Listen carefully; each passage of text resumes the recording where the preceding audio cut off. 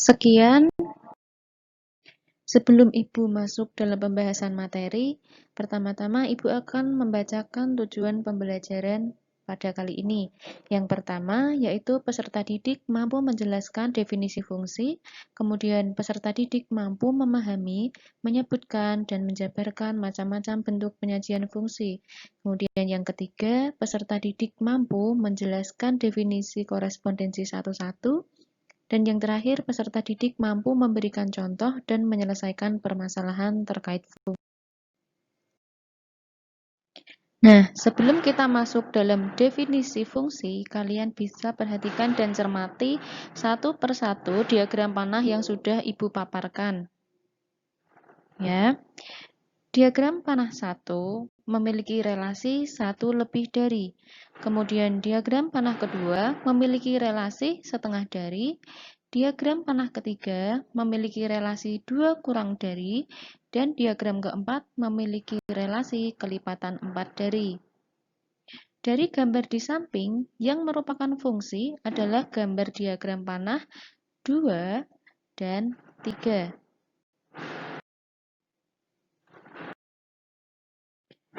Berdasarkan uraian di atas, dapat diambil kesimpulan bahwa relasi dari himpunan A ke himpunan B adalah relasi khusus yang memasangkan setiap anggota A dengan tepat satu anggota B. Relasi yang demikian dinamakan fungsi atau pemetaan. Jadi, fungsi atau pemetaan dari himpunan A ke himpunan B adalah relasi khusus yang memasangkan setiap anggota A dengan tepat satu anggota B. Syarat suatu relasi merupakan pemetaan atau fungsi adalah yang pertama, setiap anggota A mempunyai pasangan di B. Kemudian yang kedua, setiap anggota A dipasangkan dengan tepat satu anggota B.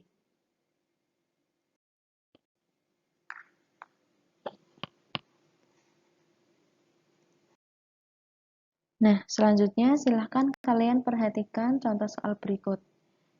Dalam slide ini, kita lihat di sini terdapat dua diagram, yaitu diagram himpunan P dan diagram himpunan Q. Himpunan P anggotanya yaitu 2,3, 4,5, 6,3, dan 8,5. Selanjutnya yang Q yaitu 2,3, 2,5, 6,3, dan 8,5. Dari himpunan tersebut, manakah di antara dua himpunan yang merupakan fungsi dan bukan fungsi? Kita lihat, himpunan P merupakan fungsi karena tidak ada pasangan terurut yang unsur pertamanya sama, di mana unsur pertama dari himpunan P yaitu 2, 4, 6, dan 8. Kemudian, V bukan fungsi, karena ada dua pasangan terurut yang unsur pertamanya sama, yaitu 2,3 dan 2,5, di mana unsur pertamanya adalah 2. Ya, bisa kita lihat dalam diagram panah maupun himpunan berurut. Anggota himpunan A, di mana anggota bernilai 2, memiliki pasangan lebih dari 1 di himpunan B. Sehingga diagram Q atau himpunan Q dikatakan bukan fungsi. Selanjutnya, silakan kalian perhatikan diagram panah ini. Ya. Diagram panah ini menunjukkan relasi yaitu tinggi badan, di mana himpunan anggota A menerangkan nama-nama siswa yang beranggotakan Ade, Banu, Cinta, Dimas, dan Ella. Sedangkan himpunan B menerangkan tinggi badan siswa di mana anggotanya yaitu 150, 157, 155, 160, dan 154. Nah, himpunan A kita namakan domain atau daerah asal. Kemudian himpunan B kita namakan kodomain atau daerah kawan. Sedangkan 150, 157, 155, dan 160 kita namakan range atau daerah hasil. Sebagai pengingat, range atau daerah hasil dapat kita lihat ketika kodomain mempunyai pasangan di himpunan A, di mana dalam diagram ini yang memiliki pasangan di himpunan A yaitu 150, 157, 155, dan 160.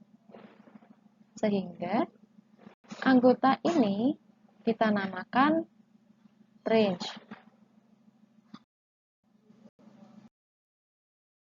Untuk lebih jelasnya, silakan kalian perhatikan contoh berikut.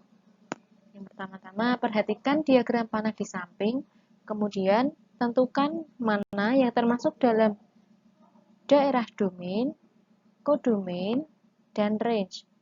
Dari diagram panah ini menunjukkan relasi F, ya, di mana domainnya yaitu nilai 1, 2, 3, 4, dan 5. Kemudian kodomainnya beranggotakan A, B, C, D, dan E. Lalu mana Bu yang termasuk dalam range-nya? Ingat, range yaitu kodomain yang memiliki pasangan di daerah domain. Dalam contoh berikut, himpunan B atau daerah kodomain yang memiliki pasangan di domain yaitu variabel A, C, dan E. Sehingga range-nya yaitu A, C, dan E. Kemudian selanjutnya yaitu cara menyatakan fungsi. Suatu fungsi dapat dinyatakan dalam 3 cara, yaitu yang pertama diagram panah, kemudian yang kedua diagram kartesius, dan yang ketiga himpunan pasangan berurutan. Perhatikan contoh berikut. Misalkan A yaitu anggotanya 1, 3, 5, dan B anggotanya min 2, min 1, 0, 1, 2, dan 3. Jika fungsi f memetakan A ke B ditentukan dengan fx sama dengan x min 2, maka f1 yaitu 1 min 2 sama dengan min 1. Kemudian F3, 3 min 2 sama dengan 1, dan F5, 5 min 2 sama dengan 3. Diagram panah yang menggambarkan fungsi tersebut sebagai berikut, yaitu himpunan A sudah kita ketahui tadi, anggotanya 1, 3, 5, kita tuliskan 1, 3, 5. Kemudian himpunan B, anggotanya min 2, min 1, 0, 1, 2, dan 3. Kita tuliskan sehingga terbentuk diagram seperti ini. Nah, jika A tadi disebut domain dan B kodomain, maka range-nya yaitu min 1, 1, dan 3. Di mana min 1, 1, dan 3 didapat dari hasil pensubstitusian X ke fungsi fx sama dengan x min 2. Sehingga diagram panahnya terbentuk 1 memasangkan ke min 1, 3 memasangkan ke 1, dan 5 memasangkan ke 3. Kemudian, cara yang kedua dalam menyatakan fungsi, yaitu menggunakan diagram kartesius. Nah, data yang sudah kita ketahui sebelumnya dalam diagram panah, kita ubah menjadi atau kita ubah dalam bentuk diagram kartesius.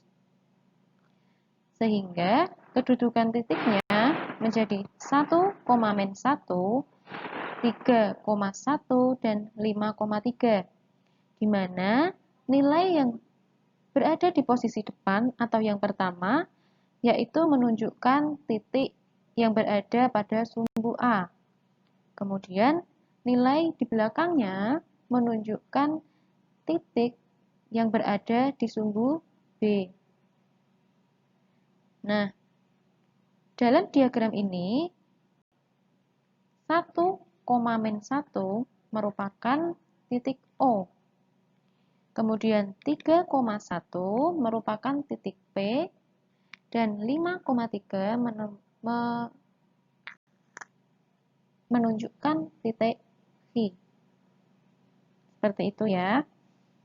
Kemudian yang terakhir, himpunan pasangan berurutan dari fungsi f tersebut adalah 1-1, 3,1, dan 5,3.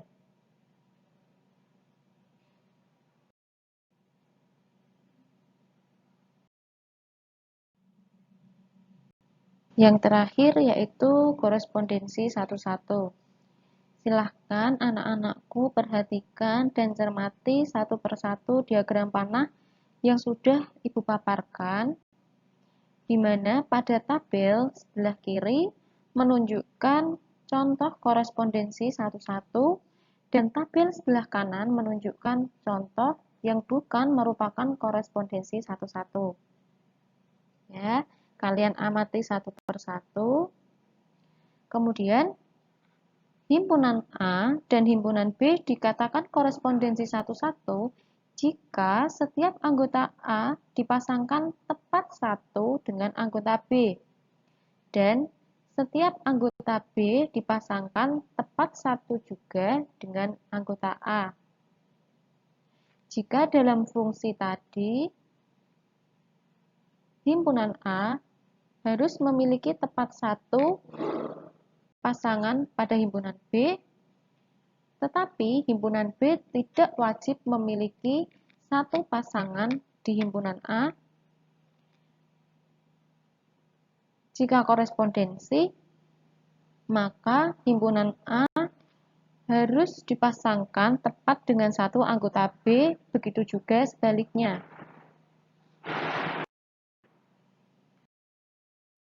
Selanjutnya, silahkan kalian perhatikan contoh dari korespondensi 1-1. 6 orang siswa bermain bola voli dengan nomor punggung 301 sampai 306. Ternyata, Bonar bernomor punggung 301, Asti bernomor punggung 302, Reni bernomor punggung 303, Asep bernomor punggung 304, Buyung bernomor punggung 305, dan Beta bernomor punggung 306. Selanjutnya, jika kita misalkan A, yaitu Bonar, Reni, Asep, Buyung, dan Beta, dan himpunan B, yaitu 301, 302, 303, 304, 305, dan 306, maka bernomor punggung adalah relasi A ke B. Ya. Relasi bernomor punggung dari himpunan A ke himpunan B pada kasus di atas dapat digambarkan dalam bentuk diagram panah berikut. Himpunan A yang beranggotakan Bonar, Asti, Reni, Asep, Buyung, dan Beta dipasangkan dengan tepat satu pada himpunan B yang beranggotakan 301, 302, 303, 304, 305, dan 306. Bentuk seperti inilah yang dinamakan dengan korespondensi 1-1, di mana himpunan A seluruhnya memiliki pasangan tepat satu pada himpunan B. Begitupun sebaliknya. Dari uraian di atas dapat disimpulkan bahwa korespondensi 1,1 adalah fungsi yang memetakan anggota dari himpunan A dan B, di mana semua anggota A dan B dapat dipasangkan sedemikian sehingga setiap anggota A berpasangan dengan tepat satu anggota B, dan setiap anggota B berpasangan dengan tepat satu anggota A. Jadi, banyak anggota himpunan A dan B harus sama atau NA sama dengan NB. Sekian penjelasan materi fungsi dari Ibu. Apabila ada kesalahan pengetikan atau penyebutan, Ibu mohon maaf yang sebesar-besarnya. Wabillahi taufik wal hidayah. Wassalamualaikum warahmatullahi wabarakatuh.